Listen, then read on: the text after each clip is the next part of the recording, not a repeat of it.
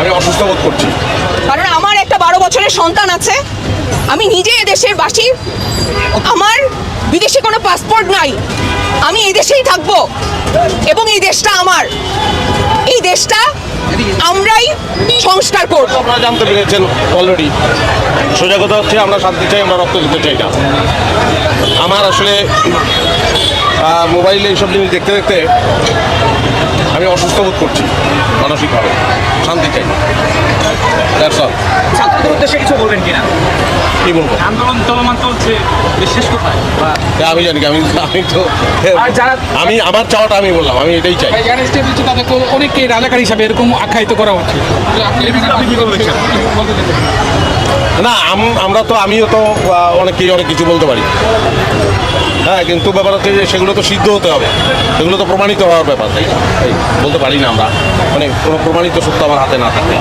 দাবি আরও অনেক দিন চলে, তাহলে আমরাও সেখানেই পার্টিসিপেট করবো। এখানে পার্টিসিপেশন হবে না এমন কিন্তু না, আজকে একদিনের জন্য এসে দাঁড়ানোটাও না। এর আগেও কিন্তু আর্টিস্টরা বিক্ষিপ্তভাবে হচ্ছে বিভিন্ন জায়গায় এই জিনিসটার এগেনস্টে কথা বলেছেন।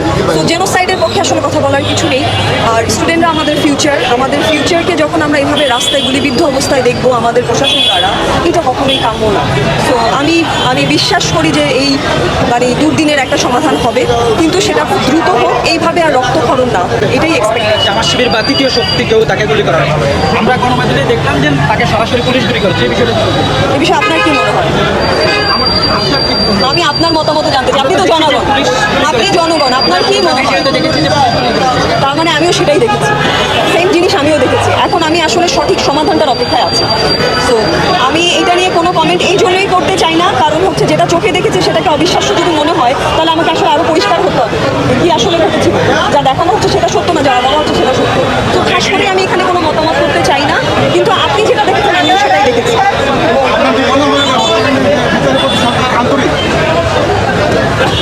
আন্তরিক যদি হতেন তাহলে তো আজকে সবাই রাজপথে থাকতেন না। প্রশ্নের উত্তর আপনাদের সামনেই আছে। আন্তরিকতার ঘাটতি আছে বলেই তো আজকে এই অবস্থা, এতদিনের এই ম্যাসাকারটা হওয়া। সো সব কিছু মিলে যদি আরেকটু আগে আন্তরিকতা প্রকাশ করতেন বা আরেকটু যদি বুঝে শুনে সিদ্ধান্ত নিতেন, আমার ধারণা এত জেনোসাইড হতো না, এত রক্তপাত হতো। আমি মনে করি আরেকটু এই জায়গায় আসলে বিষয়টা নিয়ে ভাবতে হবে। আন্দোলন তো চলো, মানে আন্দোলন কত দূর যেতে পারে? আমি তো ভবিষ্যৎবাণী করতে পারবো না, আমি অ্যাস্ট্রোলজার না। আমার মনে হয় সমাধান না আসা পর্যন্ত সবাই আসলে যারা আসলে বোঝে কেন, কারণটা কি কী কারণে আজকে এই অবস্থায়, যাদের বোধ আছে তারা আসলে সমাধান না হওয়া পর্যন্ত রাজপথে থাকবে বলে আমার ধারণা। এখন কবে শেষ হবে, কিভাবে শেষ হবে, এটা অ্যাকচুয়ালি ফিউচার আর সময় বলে দেবে। এই দায়ভার কে নিতে পারবে? আপনি কি মনে করেন একজন দায়ভার? এই দায়ভার প্রশ্ন সঠিকভাবে করেন, বুঝি নাই। যাদেরকে মারা হয়েছে এদের দায়ভার কে নিতে পারবে?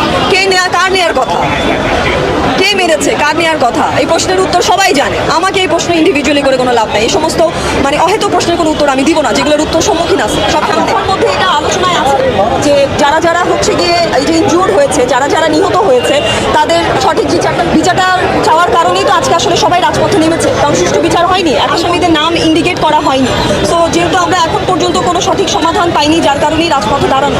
সো এইটা এখন সমাধান না আসা পর্যন্ত রাজপথে একটা মানে সিম্পল কমন সেন্সের জায়গা থেকে আর কিছুই না, এটা নিয়ে আর বেশি কিছু বলতে চাই।